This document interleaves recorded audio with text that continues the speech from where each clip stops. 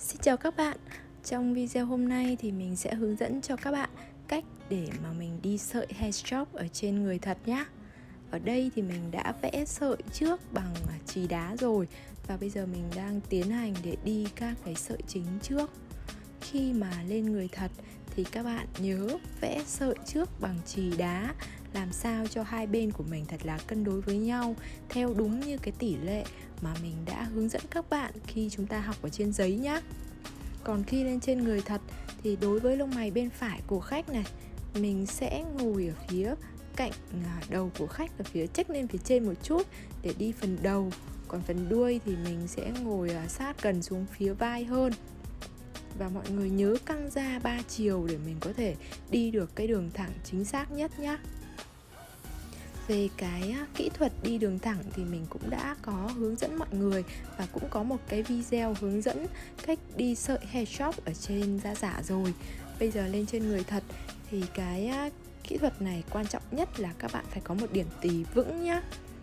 Điểm tì ngón út thật là vững ở trên cái vùng bầu mắt của khách này. Và mình sẽ chỉ sử dụng 3 cái ngón tay là ngón cái, ngón trỏ và ngón giữa để đi máy thôi. Bên tay trái của mình sẽ có nhiệm vụ là căng da, và làm sao các bạn căng và cố định cái vùng da mà cần đi. Đối với cái phần đầu lông mày này thì mình phải hơi xoay đầu khách nghiêng một chút, làm sao cho mình thuận chiều, kéo sợi thẳng từ phía ngoài và chính giữa người mình nhé. Mình vẫn đi cái quy tắc giống như là đi đường thẳng, đó là mình đi bằng kim, không nhấc kim, đi các đoạn ngắn và kéo nhích từng đoạn ngắn một. Các bạn nhớ kéo cái da ở cái vùng đầu lông mày lên trên cái vùng xương trán này thì mình đi nó sẽ dễ dàng hơn nhé. Cái tư thế ngồi của mình phải làm sao cho thoải mái, và luôn luôn phải đặt cái tay của mình có một điểm tì vững thì mình sẽ kéo sợi dễ hơn. Phần đầu này thì sợi của mình sẽ đi mạnh hơn và mờ hơn, cho nên là mình sẽ kéo sợi nhẹ nhàng chứ không quá là miết kim các bạn nhé. Giống như ở trên da giả mình cũng làm như vậy, mình nhấn sợi ở phần đuôi đậm hơn và phần đầu sẽ nhạt hơn. Bây giờ mình sẽ lau đi cái lượt đầu tiên mình đi các cái đường xương sợi chính ở lông mày nhé. Mình sử dụng Blue Swatch thì sẽ giúp các bạn lau đi dễ dàng. Đối với cái mực sử dụng để đi sợi hedgehog này thì mình đang sử dụng một cái dòng mực nước, nó sẽ nhanh bám hơn và cái sợi sau bong sẽ giữ màu tốt hơn nhé. Các bạn nhìn này, mình đã đi xong một lượt rồi, và bây giờ mình sẽ dặm lại các cái sợi chính. Mình đi từ cái phần đuôi về phần đầu, mình sẽ dặm từ cái sợi cuối cùng ở phần đuôi trước nhá. Quy tắc dặm thì cũng giống như là cái quy tắc mình đi thôi. Tuy nhiên thì khi mà dặm, các bạn sẽ không dặm vào cái phần chân sợi và ngọn sợi nhá. Các bạn nhớ cách cái chân sợi và ngọn sợi ra khoảng nửa mm. Sau đó mình mới đi cái kim vào để dặm vào sợi. Và sợi ở phần đuôi thì mình có thể dặm đến 4 đến 5 lượt để đảm bảo phần đuôi của mình đậm hơn. Lông mày của chị khách này thì đã từng làm 3 lần rồi và còn có cả những cái vệt xóa sửa. Vì vậy cái phần đuôi thì mình phải nhấn nhá cho nó đậm hơn, do phần đuôi của chị ấy thì cũng không hề có lông mày thật. Các bạn có thể nhìn rõ ở trong video này nhé. Tương tự thì mình sẽ dặm các cái sợi còn lại. Và nhớ theo quy tắc là chúng ta sẽ không dặm vào cái phần chân sợi và ngọn sợi nhé, để cho chân sợi và ngọn sợi của mình thật là vút, thật là bay. Đó, mình luôn luôn phải căng da. Khi mà các bạn căng da cố định được như này thì cái sợi của chúng ta nó sẽ vào mực nhanh hơn. Và nhớ là đi chậm thôi, các bạn đừng đi kim quá nhanh nhé. Chúng mình đi càng chậm thì cái độ bám mực vào da nó lại càng nhanh. Còn nếu mà các bạn đi nhanh quá, nhịp kim chưa kịp xuống mà chúng mình đã lướt đi rồi thì chắc chắn là cái sợi của chúng ta sẽ rất dễ bị nát này, và thường nó sẽ bị thiếu mực. Giống như các bạn đi ở trên da giả, các bạn hay thấy là cái sợi của mình bị chấm ấy, có mấy cái chấm đó thì đó là do là các bạn đang đi rất là nhanh. Cái tay của mình dao động nhanh hơn so với cái nhịp kim đi xuống nhá. Mình đi đến đâu thì mình lau đến đó để mình kiểm tra xem là mình đã dặm sợi đó no mực hay chưa. Khi mà sợi đã no mực rồi thì mình sẽ chuyển sang dặm sợi tiếp theo. Và cái dặm sợi này để mà các bạn thực hiện tốt được thì các bạn phải tập luyện nhiều ở trên da giả nhé. Mình thấy có rất nhiều bạn khi mà luyện tập ở trên da giả, các bạn đi lượt sợi đầu tiên khá là ok, nhưng mà khi mà các bạn dặm sợi thì sợi lại bị nát, rồi là lại bị chệch ra khỏi cái đường sợi ban đầu ấy. Cho nên là cái việc luyện tập này đòi hỏi các bạn phải thật sự là kiên trì và tỉ mỉ. Khi mà chúng mình làm một cái tác phẩm hair shop này thì chúng mình phải đặt hết tâm huyết vào đó. Và khi các bạn kéo sợi thì thường có khi cần phải nín thở thì mới đi được cái đường sợi của mình thật là thẳng, thật là nét ấy. Nhớ là sợi phần đuôi thì mình sẽ dặm sợi nhiều lượt hơn, có thể dặm 4 đến 5 lượt. Phần ở giữa lông mày thì mình sẽ dặm khoảng 3 lượt thôi. Còn về phần đầu lông mày thì mình sẽ chỉ dặm khoảng 2 lượt thôi nhé. Bây giờ thì mình đang dặm các cái đường sợi chính. Tuy nhiên các bạn cần phải lưu ý, đối với lông mày thật của khách hàng sẽ có những cái vùng mà người ta có sợi lông thật và những vùng không có sợi lông thật. Vì vậy với những cái vùng mà có sợi lông thật rộng như thế này thì mình sẽ dặm ít lượt hơn, và có thể là mình sẽ đi ít các cái sợi phụ hơn.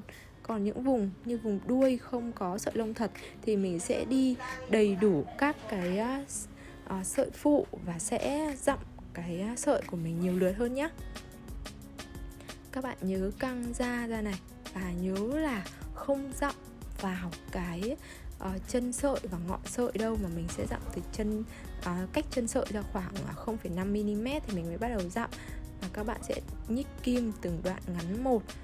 Khi mà mình đặt kim xuống để nối vào các cái đoạn ngắn trước thì mình nhớ là phải lấy đà một chút, sau đó mới đặt kim vào chính xác cái đường mà mình đang đi nha. Cái thao tác này rất là quan trọng đấy. Nếu như mà các bạn dặm sợi không chính xác sẽ làm cho sợi của mình bị tòe, và sau khi mà bong sợi sẽ rất là dễ bị nhòe này, hoặc là bị thiếu mực, hoặc là bị đứt sợi. Mình đi đến đâu thì mình lau đến đấy để mình kiểm tra luôn. Và các bạn muốn kiểm tra xem sợi đã no mực hay chưa ấy, thì phải căng da 3 chiều ra và nhìn xuyên theo cái đường sợi của mình. Mực đã xuống kín khít hết chứ không hề bị rứt, không bị chỗ có chỗ không, thì lúc đó sợi của mình đã no mực rồi nhá.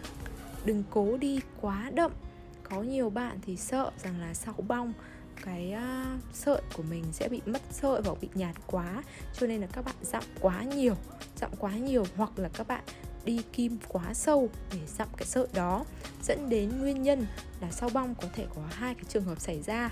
Một trường hợp thứ nhất là các bạn đi dặm không chính xác, bị nát sợi, làm cho sợi bị to nhòe, thì sau bong có thể là da nó bị tổn thương nhiều, chủ yếu là tổn thương trên bề mặt, và nó sẽ bong đi một cái lớp vảy dày mang theo hết toàn bộ mực đi, thì sau khi mà bong sẽ mất sợi. Còn một trường hợp nữa là các bạn đi quá sâu kim. Các bạn đi quá sâu kim thì có thể các bạn vẫn đi nét nhưng mà lại sâu kim quá. Lúc vừa làm xong thì các bạn thấy sợi rất là nét, rất là đẹp, nhưng sau khi bong thì sợi lại nở ra rất là to và có xu hướng là chuyển sang cái màu xanh đen. Thì đó là do các bạn đi mực sâu xuống dưới da quá, mực nó hòa trộn với cái màu máu hay là màu nước mô của mình ở dưới da, sẽ gây ra cái hiện tượng là bị chuyển màu như vậy.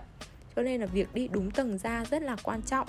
Khi mà chúng ta đi cái kỹ thuật hair shop này thì hầu như là sẽ không chảy máu nhá, trừ những cái trường hợp nào da quá nhạy cảm thì mới có thể chảy máu vào nước mô. Trong trường hợp đó thì các bạn sẽ sử dụng cái T-Tac 45 để hỗ trợ. Khi mà vết thương đã hở rồi thì các bạn có thể ủ tê thêm khoảng 3 phút, sau đó mình làm thì nó sẽ hạn chế tối đa cái trường hợp mà bị chảy máu với cả nước mô. Mình đang đi cái sợi chốt khung ở phía dưới này, sợi chữ Y, khi mà chốt khung vào cái đường spine ấy. Cái sợi này rất quan trọng kể cả trong điêu khắc lông mày hay là trong hair shop. Nếu như không có cái sợi này thì lông mày của mình bong ra nó sẽ bị mất đi cái khuôn dáng, cho nên các bạn phải đi thật là chính xác nhá. Mình đã đi về đến cái phần giữa lông mày rồi và dặm được một nửa lông mày rồi đấy. Nếu mà các bạn luyện tập thường xuyên thì mình tin là khi mà các bạn lên mẫu, các bạn sẽ không bị cảm thấy bỡ ngỡ.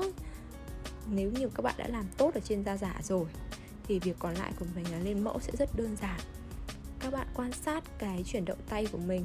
Hầu như là mình chỉ sử dụng 3 cái ngón là ngón cái, ngón trỏ và ngón giữa ở bên tay phải để di chuyển máy thôi nhá. Các cái ngón tay khác của mình phải cố định và tì lên trên cái vùng bầu mắt của khách.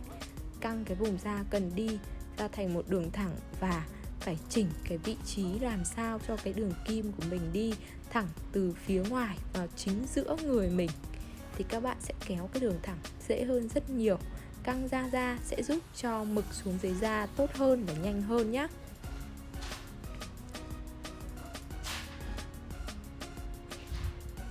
Có rất nhiều bạn học cái khóa Headshop online của mình và các bạn đều đã làm được. Cho nên là mình rất muốn chia sẻ cái kỹ thuật này đến với nhiều bạn hơn, giúp những cái bạn không có cái điều kiện để đi học có thể học qua video này và làm được. Mình tin là nếu mà các bạn chăm chỉ luyện tập thì các bạn hoàn toàn có thể làm được thôi nhé. Khi mà mình đi dặm sợi thì mình nhớ vạch cái sợi lông thật của khách ra để nhìn chính xác đường kim mà mình cần đi nhá.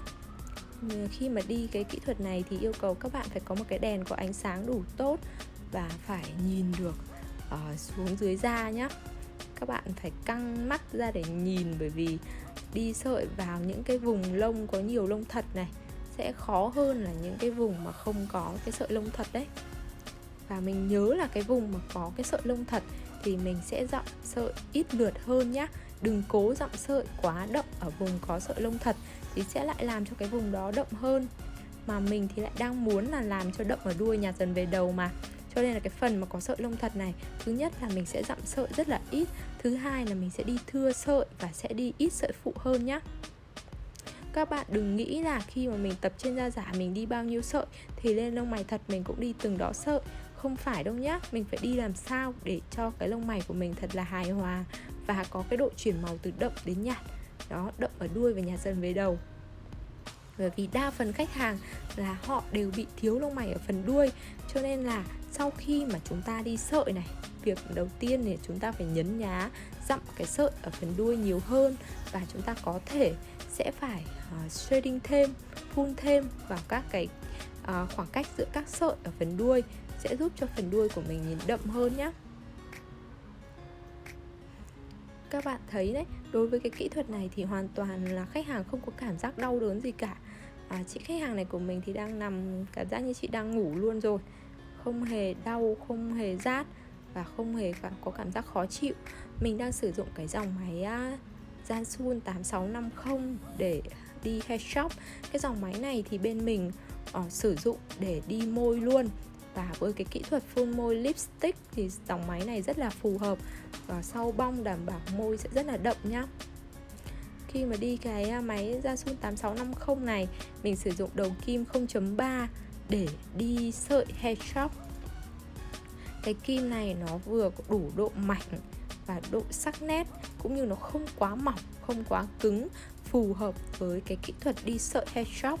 Nếu các bạn sử dụng cái dòng kim mảnh hơn, ví dụ như là kim 0.25 thì cái kim đó nó rất là mỏng, rất là yếu. Khi mà chúng mình đi dặm sợi, nếu chúng mình ấn mạnh quá thì cái kim nó sẽ có xu hướng là nó bị cong kim, cho nên là rất dễ là bị chệch ra khỏi cái đường vẽ của mình này, đường mà mình đang đi. Cho nên là mình thấy là với cái kim 0.3 thì nó sẽ phù hợp hơn để đi kỹ thuật Headshop này.